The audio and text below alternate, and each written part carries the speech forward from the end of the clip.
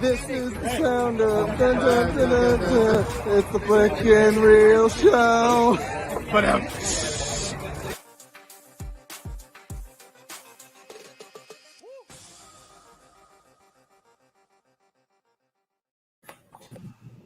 hello, Flickin' fanatics, and welcome to the Matrix Resurrection spoiler review with me and Jesse Swift, Sean Wingblade, and Scott Fox. How y'all doing tonight? Hey, doing really well. I'm glad to finally be talking about this movie. Yeah, I am more excited to talk about it coming out than I was going into the movie. So that's something. I think a lot of the reviews kind of had me lower my expectations, and honestly, I'm glad I did that. But I do want to talk about this movie on multiple fronts, and just so everyone knows, everyone watching here, and if you are some kind of crazy nocturnal animal. I expect most of you will be watching this on the rewatch. But we're going to talk some spoiler-free thoughts for just a couple minutes, and then we're going to go into full-blown spoilers. And there's actually a surprising amount to spoil about this movie. They hid a lot from the trailers. Yeah. So, who wants to go first? I think we just take our turns to our full spoiler-free thoughts. I'll kick it off then, because I'm old, and my senior year in high school is when the first Matrix came out. I remember going to see it twice opening week, once with my buddies, and then from senior year to senior living. Wow. Well, by the time they do the next iteration of this, it might be that close. Let me just say, I love the first Matrix. One of my favorite movies of all time. Top 5, easy. Some days it's top 3, depending on how I'm feeling. That's Sean echoing that. It's so good. It literally changed how I view movies. It changed special effects. It changed storytelling, sci-fi. It took sci-fi to a whole nother level. Some of the things it did were incredible. And so my expectation was very tempered for this because of what happened with number 2 and 3 with Reloaded and Revolution, which I love, but were not the most well received. And then because of my love for the Matrix, this movie, I'll be honest, I almost didn't want to watch it because I was nervous it wouldn't live up to what I wanted. But coming out, my straight response after it was, wow, that was better than I was expecting. Much better than I was expecting, because I was really reserved and guarded about this. There are some things it did that were outstanding, and we'll get to them. But then there are some things that it did that left me kind of going, it was this close to literally being as good as number 1. This close. But man, I am thoroughly pleased with what they did put out. And any gripe that I have with it is more my personal expectation towards the movie. So I was really pleased, and that's considering that I wasn't even sure I wanted to watch it for fear of it letting me down. Sean? Yeah, that was a movie. I'll tell you what, I wish I would have seen this in a theater instead of watching it at home. The world being what it is and circumstances what they are. I watched at home, and it took me, this is 2:27, 2:28 on the time card. It probably took me 4 hours to watch it because I will say it feels its time. That's the only thing I'll interject in there is I was constantly like, how much longer is left? Well, it felt its time, and that's what I was meh on the first hour.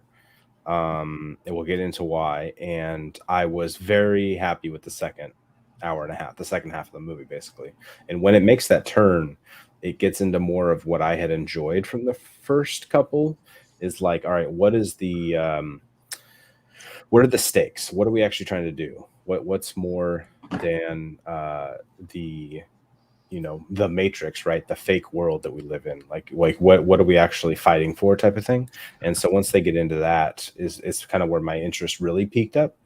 Once again, it took me a long time to get through the first half because I was literally a minute into it before I had to make my first pause to go help kids and this and that and the other. So viewing experience definitely could change your flavor of how you feel about something.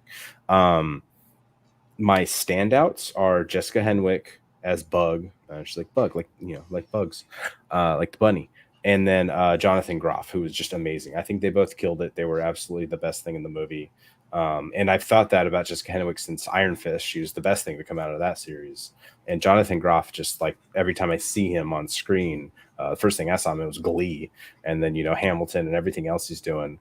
Mindhunter, I think he's in Mindhunter on Netflix. Like he's just killed it in everything he does. So absolute standouts for their performances, who they're portraying, what they're doing, both in the action and in the acting too. And so absolutely killed it. But overall, I give me thumbs up for sure. Like I enjoyed it, and I just rewatched all of them in the last 3 days. I watched the first two, and then on what's today?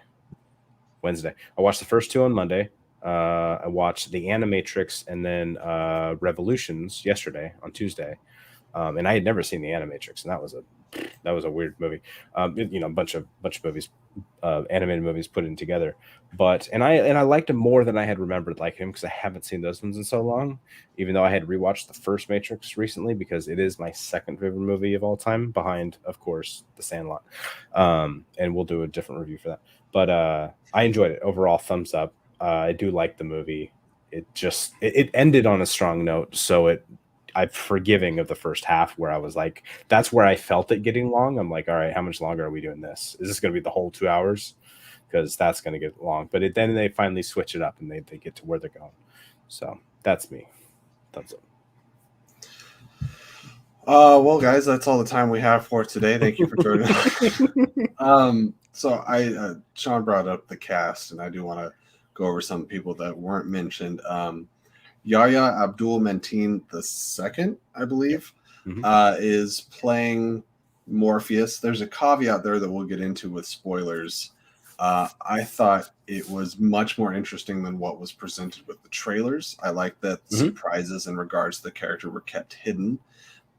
He's given a lot more to do in the first act than the followings, but I did enjoy what happened there.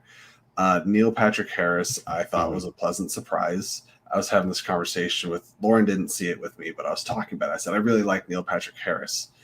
And she's like, well, I don't know if I usually do, because he usually tries too hard. And I was like, I feel like The Matrix is often a franchise that tries too hard. So putting Neil Patrick Harris in it, I thought was a really fitting casting. I had a lot of fun with that. Keanu Reeves and Carrie-Anne Moss have not missed a beat. It was great seeing them back. I think the action is decent, perhaps a little better than decent, but I don't think it's great. I think there's a few interesting things that they do, but it's really hard when you have the first Matrix, It's kind of the thing that Star Wars faces. This is like, you'll never be the original trilogy, and a lot of times they really fail to try to do that. But this movie does succeed much more than it stumbles or falls, I think. I had a great time with it. Also, Sean, you have a finger. I'm going to interrupt you just to say we love our flick and chills here. So thank you, Chris, for dropping a like. Do you have any questions? Because we're about to answer Gio's question. So, Chris, do you have any questions about the whole Matrix trilogy? We're the experts. Come here for us, right? Continue, Jesse. Well, Gio, we'll get to you in a second. Yes, I like that. I do want to answer that question.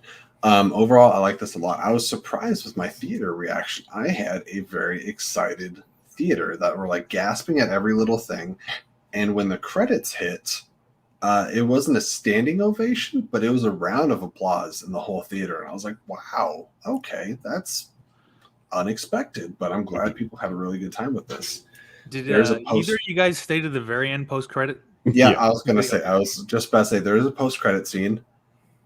I'm just going to roll my eyes. I won't tell you guys what it is, but roll those eyes all the way completely back. Unnecessary. That's all I'll say. Hashtag Catrix will be trending tomorrow. It's about as unnecessary as the Hawkeye post-credit scene. I said it. There it is. Oh, zing. I don't remember what it was. There you go. Exactly. So anyways, it was a good time. And I can't wait to get into spoilers, because so much of the things I want to talk about are spoilers. I was really surprised with how much they kept close to the chest or vest or whatever the saying is. Let's talk about Gio's question. Yeah, I think they actually did quite well for not having Lawrence or Hugo Weaving in the movie. Both of those, I don't want to get into spoilers. It was okay that they weren't in there, because the way they handled it was really well done. I think to lift those people, those actors out, and to continue to move forward, considering how key they are to the entire franchise, they did a really good job. They handled that as well as you could have handled it in the way they did. I agree, and I think they did it in such a way where I think if you did bring back those characters exactly as they were, you would have to dedicate another 20, 30 minutes of screen time to what has happened between the movies. Whereas this movie allowed us to focus on Thomas Anderson, Neo's story, and that of Carrie-Anne Moss. I liked what they did. I'm hearing some negative reception to how it was handled in some of the other reviews that are out there. I liked it.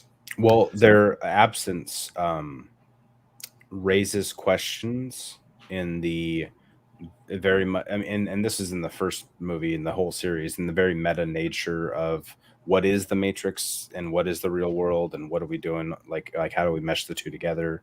And opening up minds and stuff like that. So their absence, and you're like, wait, I thought that was okay. This is, and it raises these questions that you're wondering about. So it actually keeps you intrigued to find out why they're not there, and they explain it in a way that was, it flew with me. So it went over well.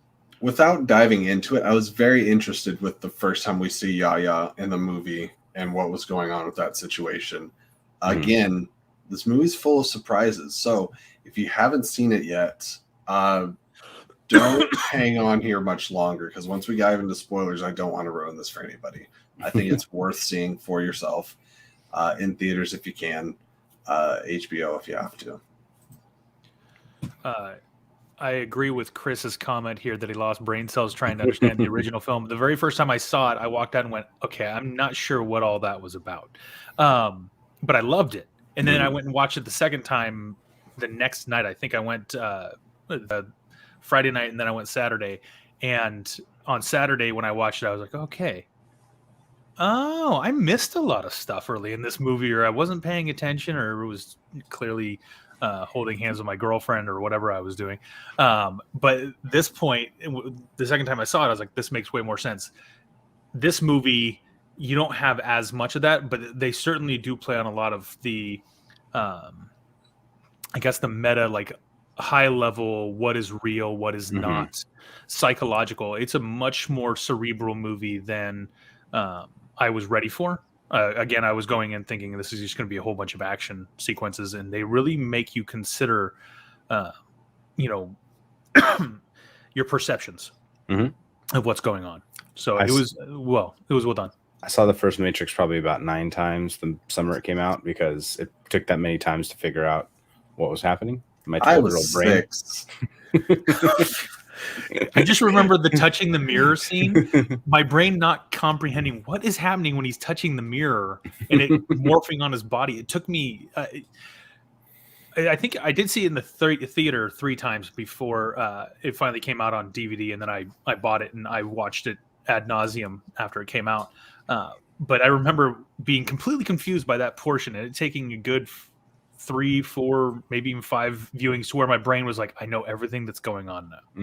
And then at the end, I'm like, but do I really know? Chris, that's what HBO Max is for, sir. Go watch it. I will say for rewatching things, I do think it is absolutely prominent. I don't know. That's not the word I'm looking for.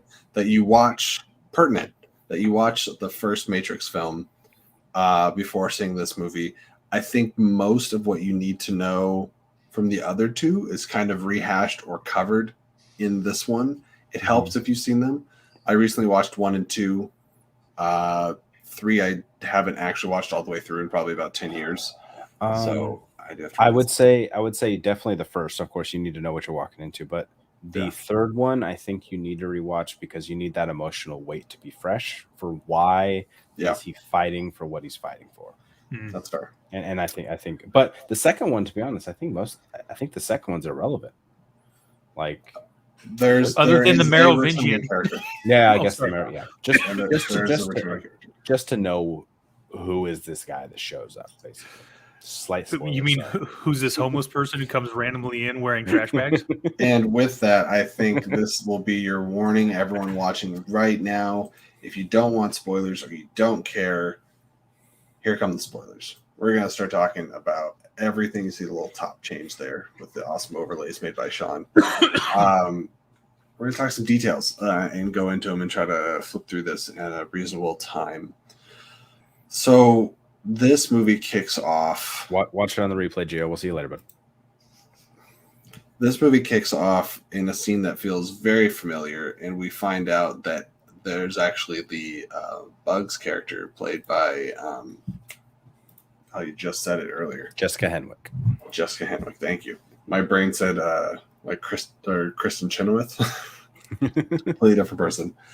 And Bugs is actually like watching the scene from the Matrix and following it through, and things are happening differently than they're supposed to. And it looks like the Matrix is being, like the movie that we know is being used as almost like a training program for like agents, and it's like program evolution, which I thought was a really fascinating concept. And the first time we see Thomas Anderson, he's working on a new game, and where he's already made the Matrix trilogy, the games. And this is where I started getting a little concerned. I was like, wow, we're going really meta into this. But I think it was handled really well. And it was a fascinating, because you got to think all these choices that are being made by calculating robots, machines, artificial intelligence. And so this meta aspect for me really made a lot of sense. But I think that is the first turning point in the movie, is when we realize where we are in the world. And I want to know how you guys felt about that, because I think that's dividing a lot of critics right now. Well, I love the way they presented the original trilogy in this movie as having been a video game manufactured by Thomas Anderson, and then the play on him by his therapist to make him seem like he was not losing his mind, but he had written parts of his life into the story so much that he lost sight of what was real and what wasn't, and then made you kind of go, well, wait a minute, are the original movies fake? Right. So I thought the same thing. I was like, are we rewriting the original trilogy? Yes. And I think that the way they did that really made me kind of go, okay, well, when you see the initial play, go backward just a little bit to find out that Morpheus is an agent in this one that has to be freed. He's a program written in that has to be released. But also Agent Smith. Yeah, but he's called Agent Smith. They also call him Agent Smith. Yeah. Well, I love, and not to go too far, but later in the movie when it talks about that he is a hybrid program between Morpheus and Agent Smith that Thomas Anderson has written for the video game. Right. And it just becomes the two people that are, beings that influenced his life. Very much so. And then the glitches that he sees on the computer, and he's like, okay, something's happening, but he's running a program that he has open to be able to basically get people out, but not really realizing that's what he's doing. He's running some background software for this game that he's created, which is some open world concept game that has completely absorbed all children for all time. Which is something talking about meta. This is something me as a parent, and I'm sure Sean, you deal with this. Kids love games, and they will get lost for hours in them. And I have to remind my son all the time, "Hey, take the VR set off. Like you got family in the dining room wanting to have a meal with you." Sean, but yeah, go ahead. I'm sorry. So you summed it up pretty well. But that's probably a negative for me, is that. Is timeline wise, I guess they didn't add up. Just because I'm just thinking about I'm bringing a real world scenario into this. I'm like, hold on, games take like 4 or 5 years each to make. If he made 3 of them, this would have been 15 years. The one guy was in, and I start just doing the math in my head. I'm like, it would be more than this long. But now that I think about it, it has been 19 years in the real world, 18 years in the real world. And so now I don't know. I don't remember what my original thought was. They also said jumping ahead a little bit, it took them years to figure out how to resurrect the bodies of Neo and Trinity. Oh yeah, it did. So I guess there so. was Yeah. in the Matrix timeline, there were years and years without these characters, and then they came in, and at some point after coming in, he developed these games. Mhm. Well, we also know this is a new form of the Matrix. It is Right. not the same program that was run that Neo destroyed. It is a new variation of the Matrix. That's where they've inserted bots and agents and all kinds of stuff that is really used to quite an effect in the movie when they want to try and track the right people down. Okay, I remember what my gripe was the logistics of if he supposedly wrote these characters after himself and Tiffany, aka Trinity. How long has he been staring at her coming into this coffee shop? Like, people don't go to the same coffee shop for, like what I was saying, 15 years, where you're making 3 games in a row. They take a long time to develop and make, etc. So that's where because I'm a gamer, so my logistic brain came out. I'm like, there's no way they've been going to the same coffee shop for this long. And just like, he's just been staring at her and he never said a word.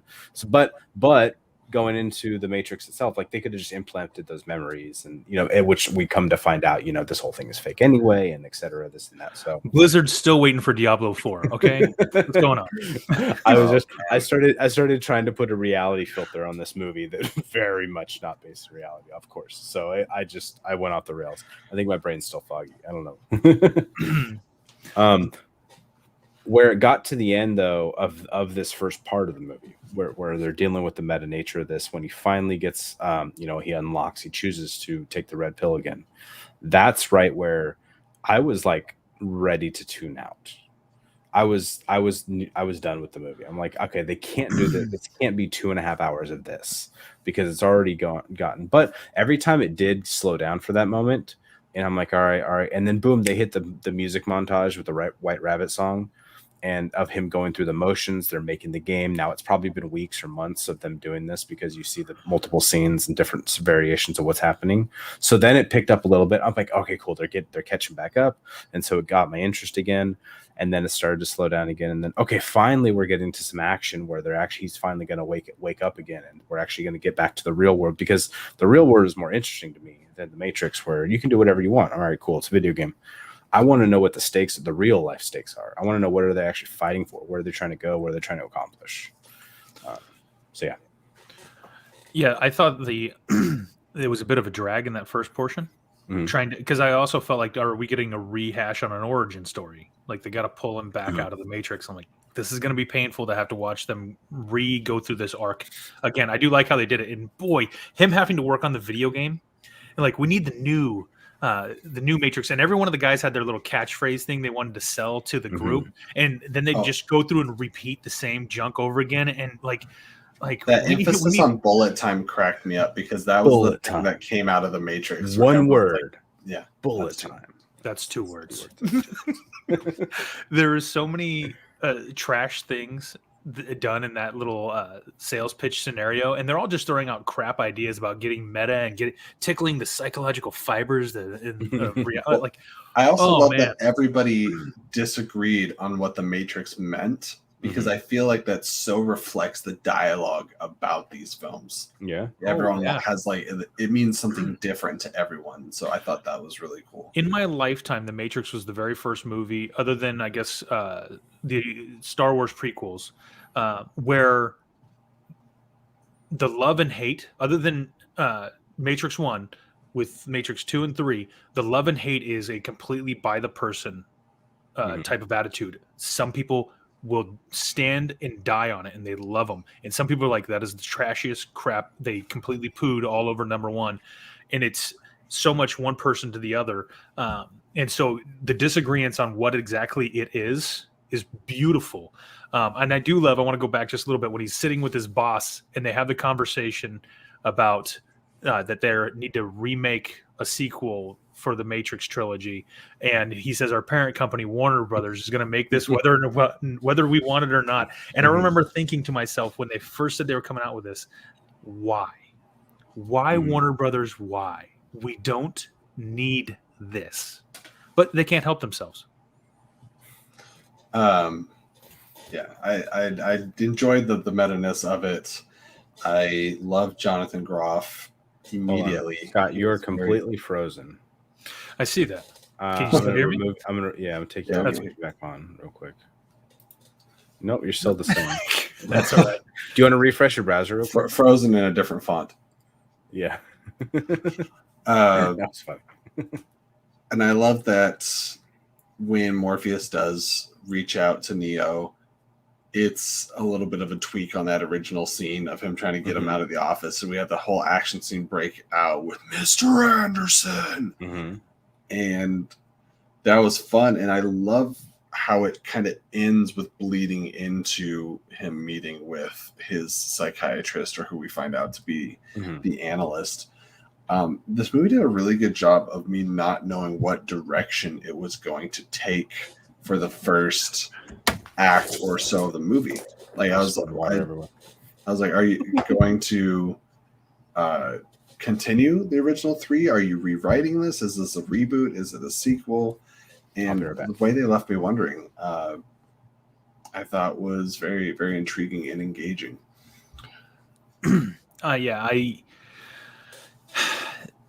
They did a good job, at least in the first act, of posing some questions that made you think about what was going on and having to consider and reconsider the first three movies.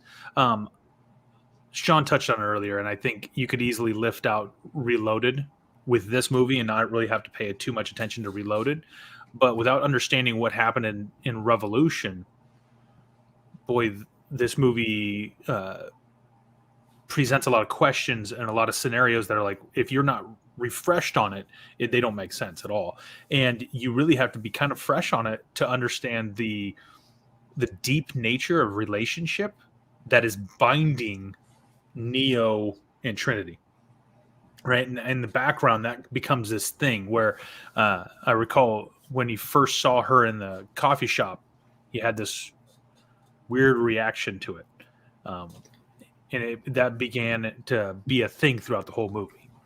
And we later move on to the concept that it is like the human condition is like always wanting and never getting, and that is like the most powerful source for the machines, and like for what is basically the representation of evil in the Matrix.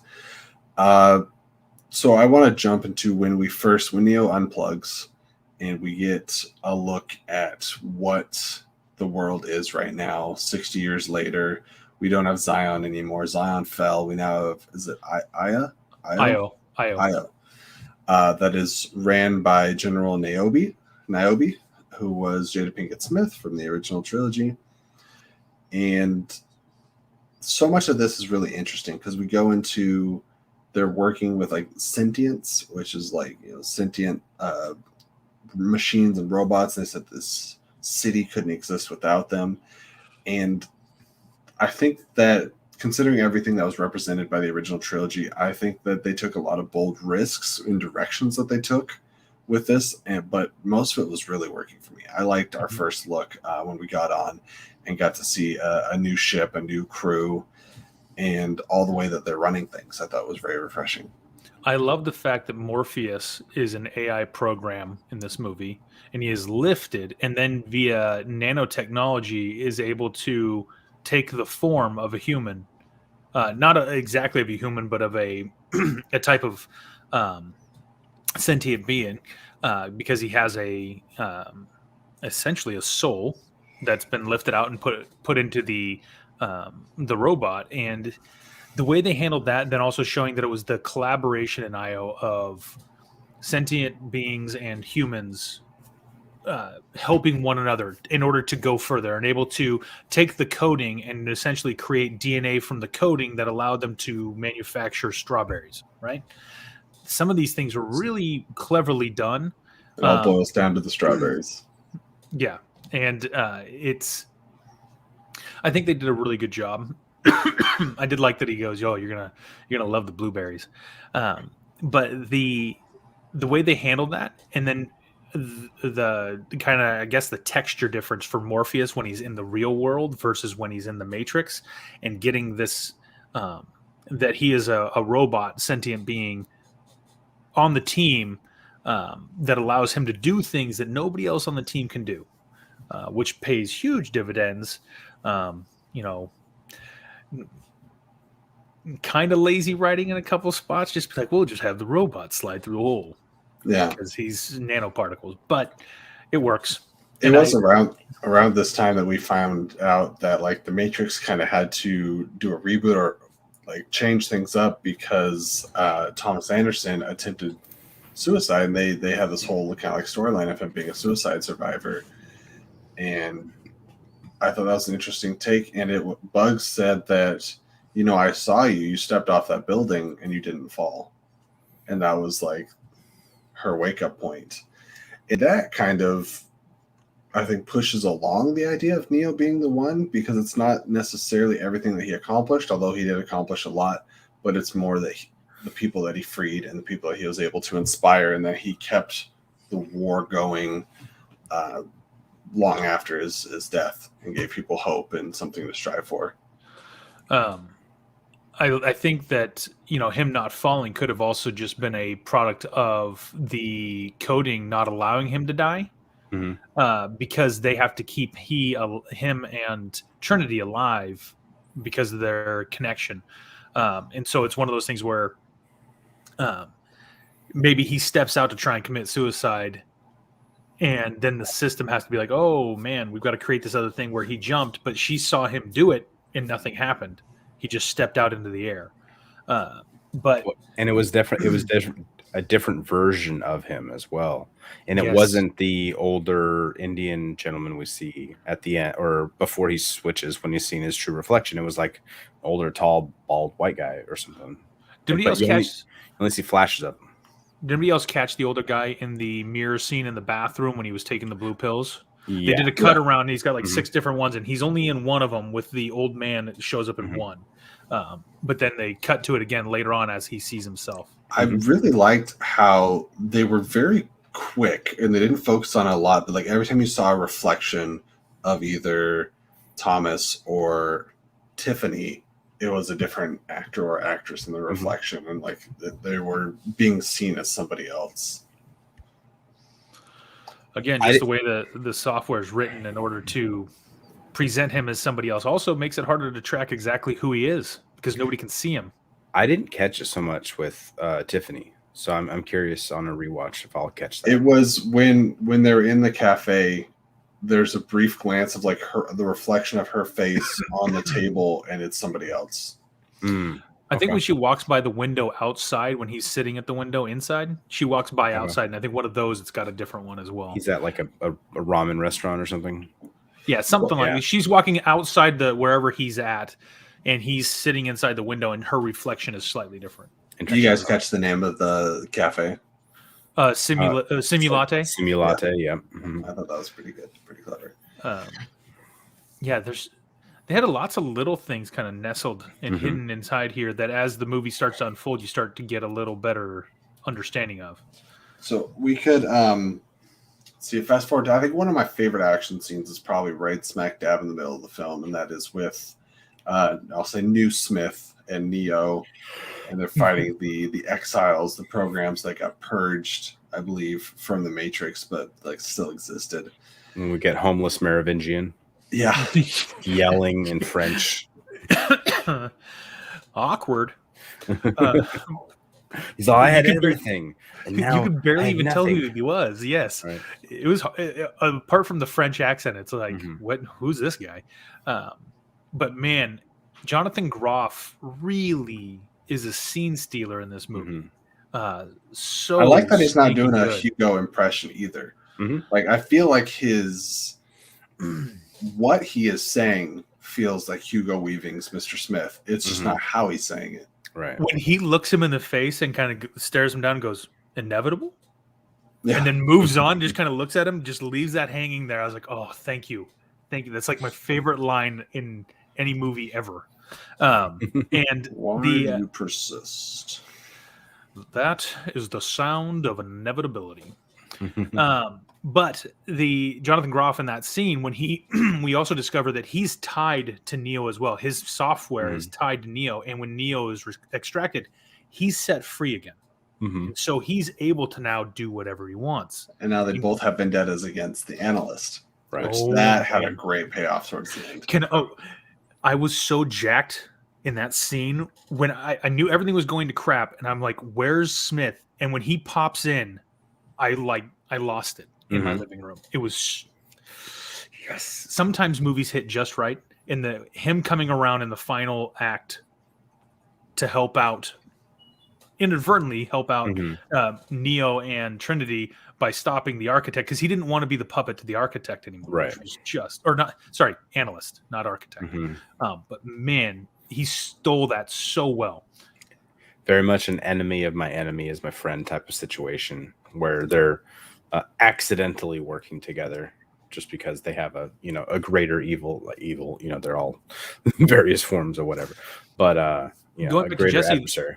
That the second act fight sequence that you're talking about, where they end up in the basement, in the bathrooms, almost like the subway station battle again, and you see glimpses of Neo wanting to be himself again, trying to regain his power, but just not quite having it. And the back and forth between he and Smith in that sequence was was one of the better ones in the movie. And I love that all the other humans who are within the system, Bugs, Morpheus, everybody else on the crew, they hold their own quite well in that scene. Not everyone flees from the agents in the same way like they did in the first movies. I do love that when he blasts Agent Smith back, and everyone's like, "What was that?" And they're like, "Oh, that was Neo." They're staring at the code. I'm trying Zeke. I liked Zeke. I thought Zeke was a nice addition, and I like how they would cut him in and out of showing him on the ship in real life and in the Matrix, like the way that he communicated with him. Sec. Was it Sec? He was named after Sequoia. Oh, okay. He had a tree. He goes, my parents were big fans of trees or something like that. Yeah, that's right. Yeah. But that was cool because they did an upgrade to the program, much less, we have a whole new Matrix program. So they're like, oh yeah, we don't need phones anymore. Basically any mirror will work.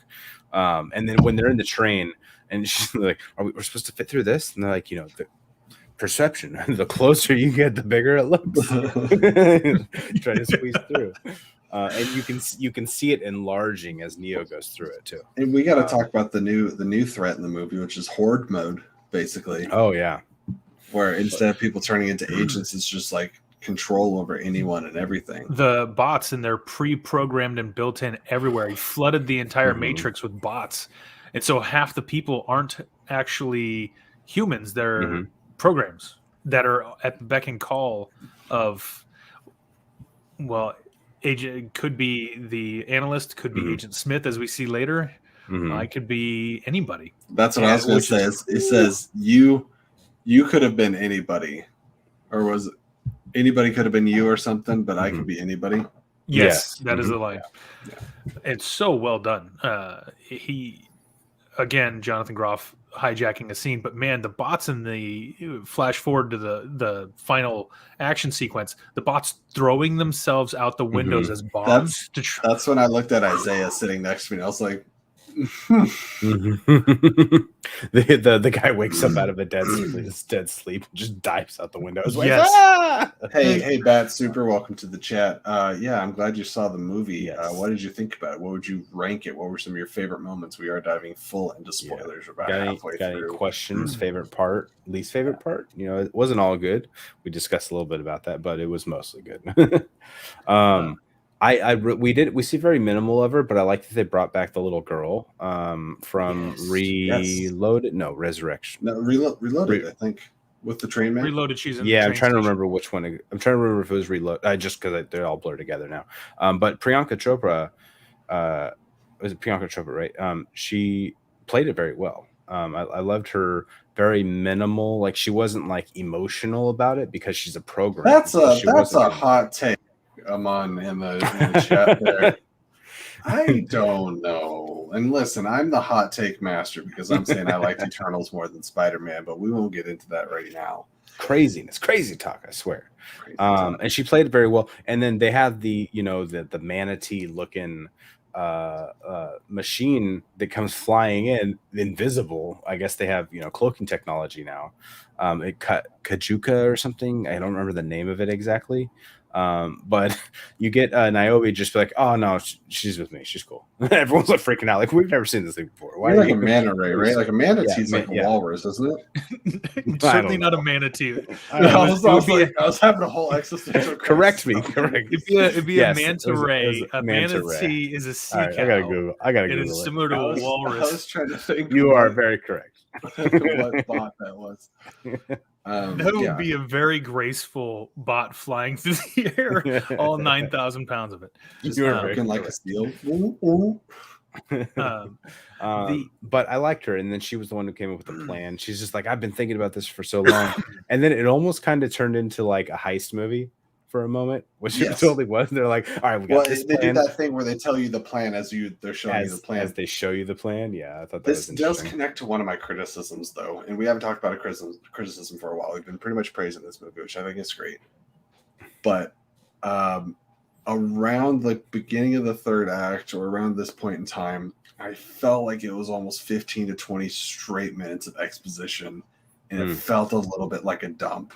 And this was where I felt like, outside of maybe some of the first act, this is where I felt the length of the film the most, where I was like, I know there's some action coming up. I know there's some resolution coming up, but I didn't need a heist movie at that point, because it was heist mixed with story beats explaining what was happening to Neo and Trinity in the past, and how the resurrection machines were built, and like all this other stuff. And I was like, this is a lot for right now. So that didn't work for me super well.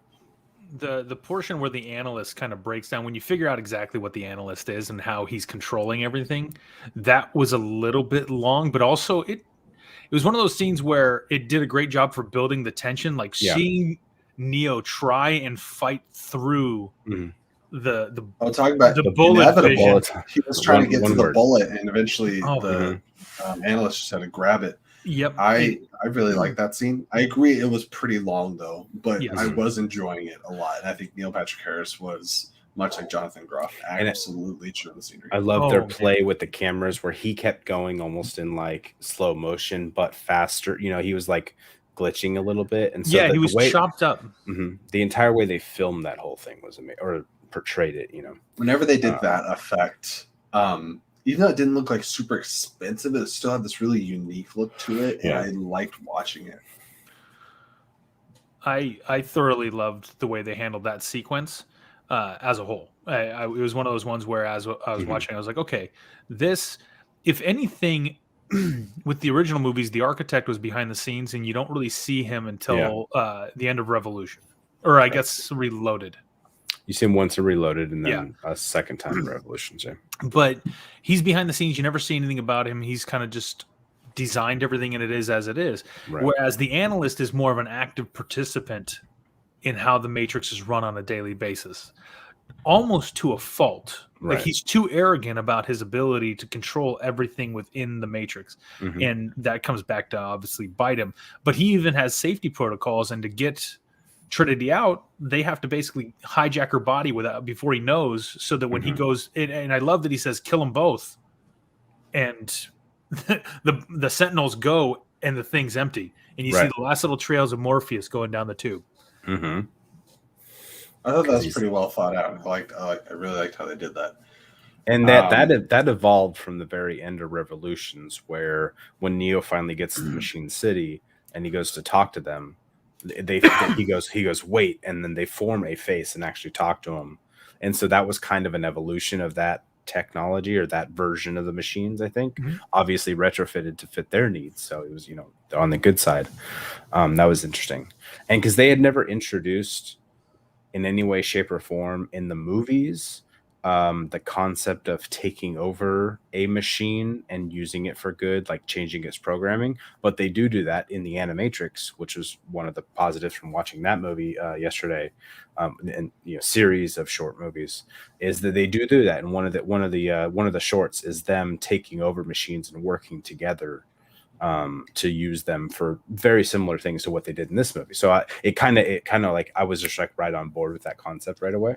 I like that that's in there, because I feel like what I've heard is what the Animatrix basically served as a lot of ideas that the Wachowskis had, but were never able to bring to fruition in the movies.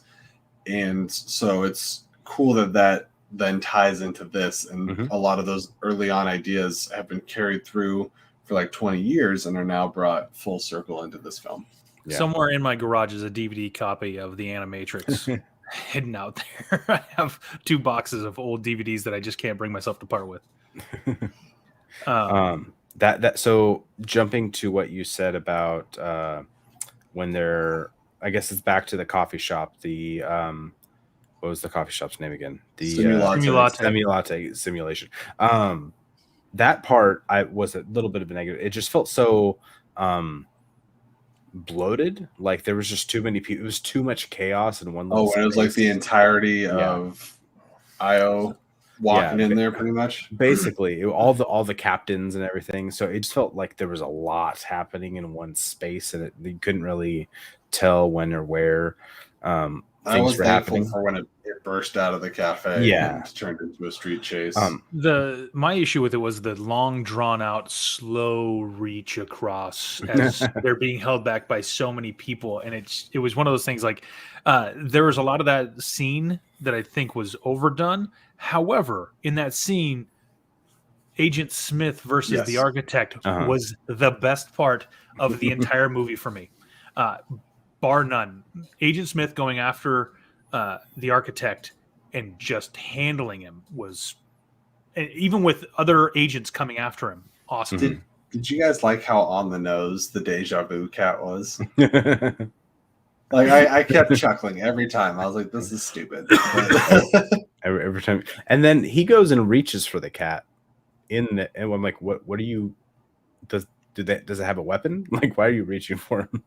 Maybe there's a reset button or something on the deja vu cat or something. I don't know.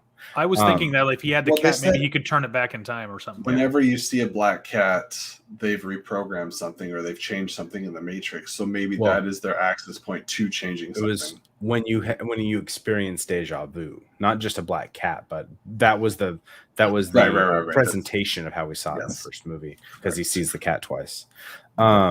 Something I love too was a lot of times in movies, whether even if it's like a good guy organization, but then the hero is they're on the outs with the good organization, such as Neo was with Niobe, and she's a general and she has all these soldiers, etc.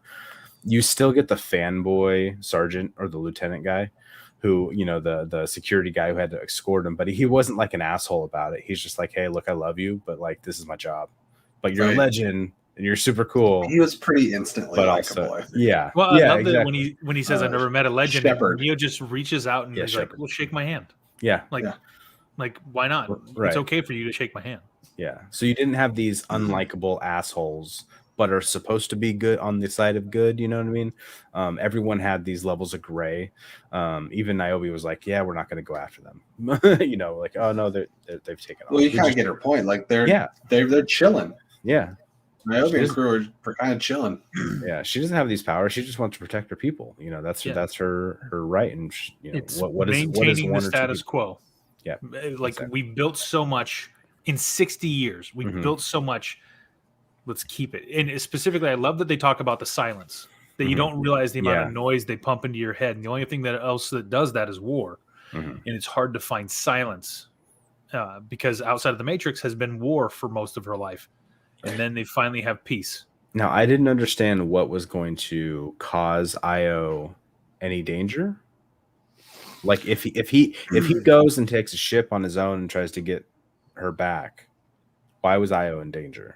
What I didn't get that either. I think it might be an irrational fear. So not all of the machines are on the same boat. That's why they talk about the war and the machines starting to war against each other. It is still a hidden city.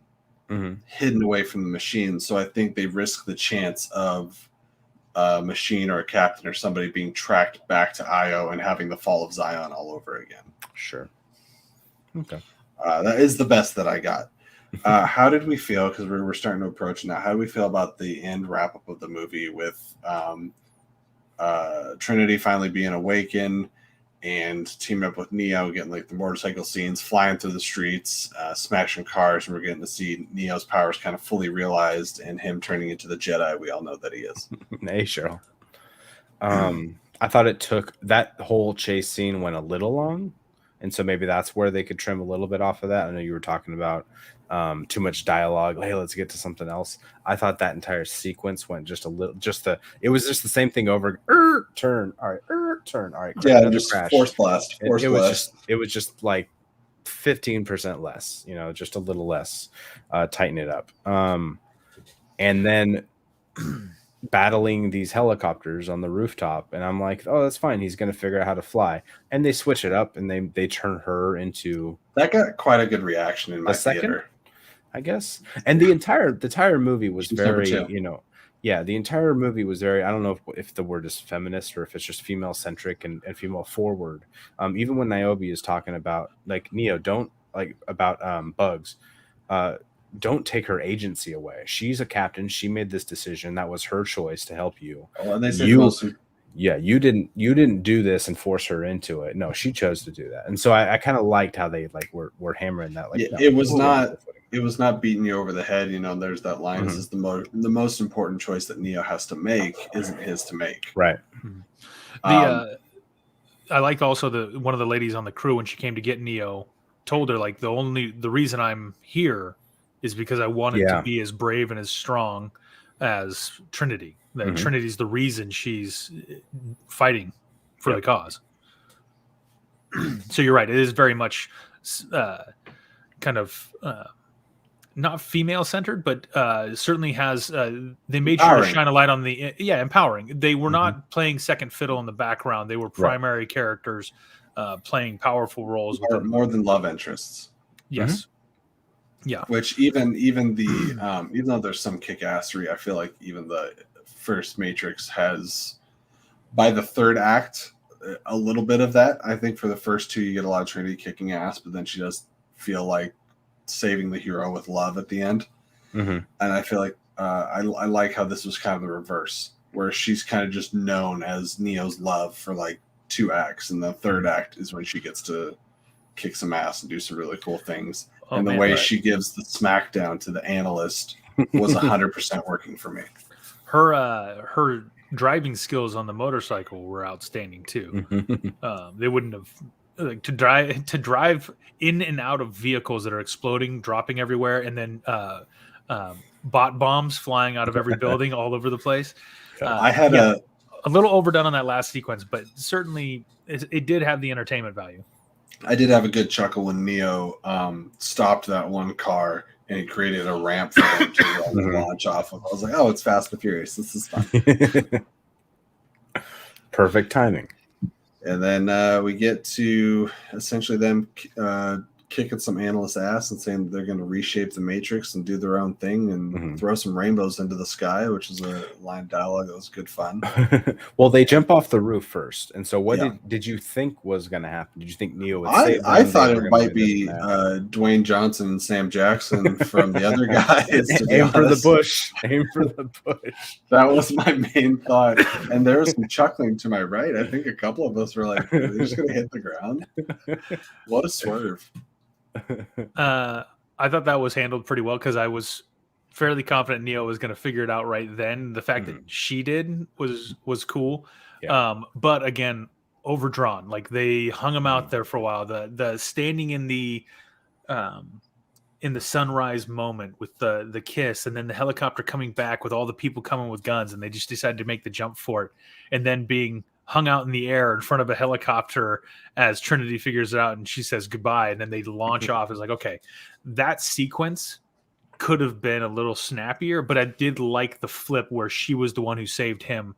I think they handled that quite well. It just kind of drug a little, but that was also at the back end of a really, really long action sequence. Like the third act is literally the movies. Okay, so if you cut it into 45s, it's 45 minutes long roughly for the third act. and it's 30 minutes of action sequence, and with 15 minutes of acting, and exposition. Oh yeah, it was a bit much. And then even at that, after that's over, even the last little bit where they're handing it to the analyst, did feel a little bit like, man, like we're a little bit more on this. Like we get it. You beat him. Cool. I mean, and maybe that opens the door for another one. Maybe it doesn't because we don't need it, or who knows what they're going to do. But I think that's a good launching pad to one of the conversations I want to make. Sean, did you have any final thoughts about the end of the movie? I felt like they were just giving him his punishment after we. And she even says it. She goes, "You brought kids into this," and I was like, "Yeah, that guy needs to get his ass kicked." She breaks his jaw, slices his throat, and she was just snapping and bringing him back. She's controlling everything. At first, I didn't know what the snap was. I thought that was him snapping his own jaw back at first. Yeah. And then when she did it the second time, she sliced his throat and then she snapped him back. I was like, oh, she's controlling everything. And then he's all, oh, can't you control her? And I was waiting for him to be like, does it look like I can control her? Like, no, she's in charge now. She is the captain now. Yes, of course we're getting 2 more. We're getting a whole trilogy. They said this over and over again in the movie. That Warner Brothers is forcing them to do a whole trilogy. Well. Hey, Warner Brothers has thrown a lot of money at crappy movies before. They can do it. Just because it doesn't make a ton of money in the box office doesn't mean Warner Brothers won't dip into the well again and again and again. Let's address. I'll be very interested come Monday to see what the final numbers are for the weekend. Yeah, I was going to say, let's address the woman in red in the room here. And that is Scott is possibly dying on camera. Yeah. Sorry. Yeah, box office, guys. Mm-hmm. I'm very nervous. I have a feeling number 1 in the box office this week is going to be Spider-Man: No Way Home. Again. Yeah. And I think especially Matrix will be a distant second. Especially getting closer to this date. I don't know why they didn't move it off at least another week. Right. Because Spider-Man's going to run wild. And there is a lot of overlap in audience between these two.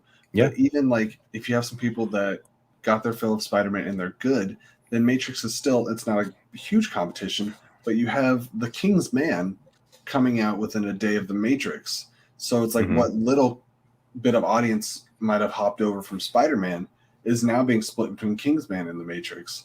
So there's that. And then what little bit of box office it might be able to scrape up. There's people like, oh, there's too many movies out or whatever right now. Or you got the Optimus Prime virus going on, so we'll watch on HBO Max. So I don't know where the box office is going to come from for this movie. I'm looking to see what's okay. So Sing 2 came out as well, and that's not a huge overlap. I feel like of audience, not in the Matrix, but I think Spider-Man combines the two audiences. Yeah, because my kids love Sing 2. My kid wants to see Spider-Man. I'm Matrix. I Sing 1 was good. So let's see, when does Scream come out? It doesn't matter. Nobody wants to see that. Not for 2 weeks. That's another movie that didn't need to be made. Yeah, 100%. Scream 37. Okay, well, let me know when Jamie Lee Curtis comes back for the next Halloween movie too. If this ends up being the last Matrix film, and it doesn't do well or whatever, I will happily be content with the fact that now I feel like it ended on a good enough note. Because if Revolutions was the end of the Matrix, I think it's not a great foot to go out on. Nothing comes out next week.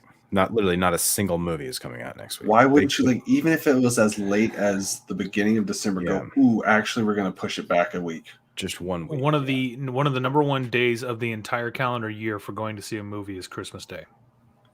Yeah. And they may be playing on the fact that they're hoping they can just get that big of a draw on Christmas Day, that even though they're splitting it, they're getting everything they needed to. And then they're going to be able to pack basically 2 weekends into the rest of this calendar year, because you're going to be able to lead the Matrix all the way through. But the problem is you're going against the juggernaut. Marvel doesn't mess around. And by the way, then this morning they dropped the Multiverse of Madness trailer that I was more excited for that than I was the Matrix this morning. And the only reason I was excited about the Matrix is I was like, I want to see this. Yeah. I'm hesitant, but I want to talk about it too, and I don't want to be behind the 8 ball on this because darn COVID kept me from still seeing Spider-Man, only because Max I was able to see this. So to speak to Cheryl, so exactly. So before life happened today, I had gone to buy my tickets a couple weeks ago with my group, and I had said I was looking for IMAX tickets, and I was looking for, or Cinemark is my local theater, and XD is their IMAX version. Not a single theater had XD showings for The Matrix. All of it was filled by Spider-Man for 2 weeks. So my guess is Sony and Marvel, because they did this with Endgame. They forced theaters, if you want to show our movie, you have to give it all of your seats for a minimum of like 2 or 3 weeks or whatever it is. So it screwed The Matrix over for this first weekend. I have 2 AMCs by me that have IMAX and Dolby options, and even though it's the week after, every IMAX and Dolby screening, every single one was Spider-Man. I had to see this movie in regular digital because there was no other option. That was it. I would have loved to see this in IMAX because it was huge and bombastic. I had to watch it at home, but still, if I went to the theater, I was looking for an IMAX screen. So I think that kind of rounds everything out. We talked about box office a little bit. Do you guys have a roughly out of 10 score that you could give the movie? And you could do point value. You can do like in betweens because I think I got mine. I'd say it's somewhere in the. Oh God, I hate to say this. Right about a 7. I don't want to go less than 7 because I feel like that's trashing it, but it's not higher than a 7 either. Yeah. It's right on that spot where, and what kills me is it had the potential to be a little bit more, but 7. I'm just gonna say flat 7. I feel like the first Matrix is a 10 out of 10 for me. It is my second favorite movie of all time, and then 2 and 3 are like a 7-6, and so if you kind of combine them, because that was how they were meant to be seen, they came out 6 months apart, then I'll average it up to a 7. I put this slightly above it, but still in that 7 range. I hate doing point values like 7.8 or something. That doesn't make any sense, but this is slightly above, but still in that 7 range. I would just rank it slightly above the other 2. I think we're kind of in the same ballpark. I'll do a little bit of a point, but not too minute. I'm going to say 7.5 because I'm feeling stronger than a 7 about it, less than an 8. So 7.5 out of 10 is about where I feel about it, which is more than I expected. Looking at the Wachowski's filmography after The Matrix, including the Matrix films, hasn't been that all impressive. The Jupiter Ascending, I think Speed Racer is debatable, and there's just some stuff on there that's questionable. And for movies that we have to rewatch, this wouldn't be like a hated movie. Like, oh no, I got to rewatch them. You know what I mean? Like, all right, cool. Let's watch the Matrix series again. Yeah. And I feel like a lot of details were kind of sticking out in my head more than some of the Matrix sequels. I like this. I felt like it was not too hard to digest, except for that little 20 minutes of like heist exposition. When they're talking about their plan, there's a lot of gibberish in there. I love that they tied back in the locksmith and with being able to jump between rooms and everything. Yeah, but again, it was a weird plot line that was kind of talked about early, utilized a couple times, hinted at to back and reloaded, but then it just was weirdly out there, but not really addressed at all. But I love that that's also where, now I'm getting off on a tangent, where Morpheus kept watching that place, realizing nobody ever went here, so there's got to be something up. And when the one girl went to it, he's like, what's going on? So there's little things about the movie that they did a really good job detail-wise that helped make 2 and 3.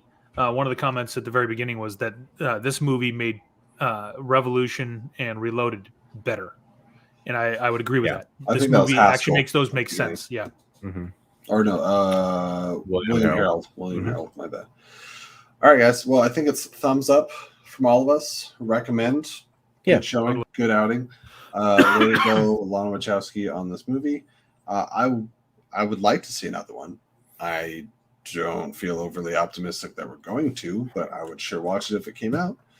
So, good times and great oldies. Let's go around the table and let the people know where they can find you guys. Starting with, we'll go right to left. Sean, where can people find you? I was looking to see if Don Davis came back for the music. Looks like he didn't. Johnny Klimek and Tom Tykwer. Those guys. Yeah. Don't know who those people are. I like Don Davis' You can original score. I'm find sure they used a lot Sean of it. Wingblade looking up information for Inner Geekdom study for the movie Trivia Schmodown. Up here. At Sean Wingblade. On Twitch as well, which we're also currently streaming at, which we changed the name today. So it's now Swift Wingblade. No more watching with Wingblade. That was a mouthful. Because Jesse can play video games for 15 minutes at a time before his controller craps out. Hey guys, Streamlabs gets me a new PlayStation controller because I found out too late to get it for Christmas. This thing is busted, and so I can't play any shooters because it drifts, and Daddy needs money. Scott, where can people find you? You can find me here. You can find me at church, at the Rescue Church Maple Valley, sharing the gospel message. On your deathbed. And resting as much as possible for the next however long I'm supposed to be doing this. And then hopefully, soon as I'm healthy, you'll find me at a theater, finally watching Spider-Man No Way Home. All right. No spoilers. Chris Adams in the chat. Let us know what you think about the movie. Curious to find out. But hurry quick. Yeah, Make a comment. Tell us what you think. Throw it in there. All right, guys. Well, you can find me staying up way too late on a work night on this channel, doing our reviews fresh out of the theater on the Flickin' Real Fancast, and also occasionally on Twitch and me and Sean's special show, The Speakeasy, which will resume going into the new year, 2022, and also Saturday mornings with Scott Fox here in the middle, where we do news and views, talk about movie, TV, and general geek news throughout the week. Chris Adam loved it and thought it was great. Us too, I think, for the most part. We agree. Yeah. Yes. All right. Well, with that is me saying sayonara, keep it real, and we'll catch you on the next review. Thank you for joining us. Make sure to like the video, subscribe if you haven't already, and share. We want to get up to 300 subs within the first couple months of 2022. That would be kick-ass. So until then, reality something.